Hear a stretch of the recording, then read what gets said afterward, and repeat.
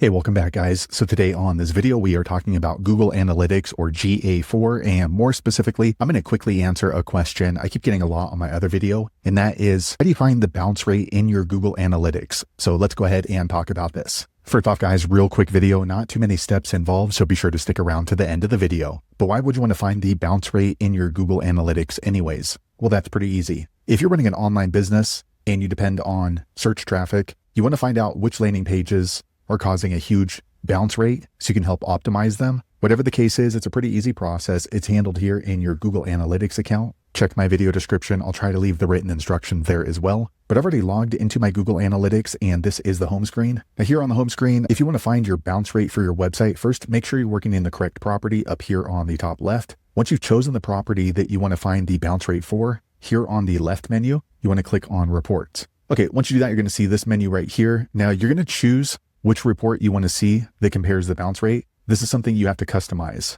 So generally when you're looking for the bounce rate, I think most people are looking for the landing page to see how many people land on your website and then immediately bounce out. However, you can add it to another report if you wish to do so. But for me, I'm going to go ahead and add it to my landing page report. So here on the left side, I'm going to open up engagement and then I'm going to choose landing page. You can choose whichever report you want. Okay, so here is my landing page report. Now, if I want to see the bounce rate on this, what you're going to do is on the top right, you're going to customize this report. So you just hover over this little pencil icon on the top right and click on it. Okay, so here is my landing page report for the past 28 days. Now to see the bounce rate, we're going to click right here into metrics. Once you click into metrics, you're going to click on this button right here, add metric. Okay, once you click there, you want to go ahead and choose bounce rate. So you can go ahead and scroll all the way down to it, but there's so many different options. Usually what I'm going to do is just type in bounce and you should see this right here, bounce rate. Once you've done that, go ahead and click on apply, but make sure that you see bounce rate right here in your metrics. Okay, quick second later, the page refreshes. Now we can see the bounce rate for each and individual page here on the landing page report. Now, if you look over to the left and you don't see a bounce rate for one of your pages, you can click right here, rows per page, and just open that up.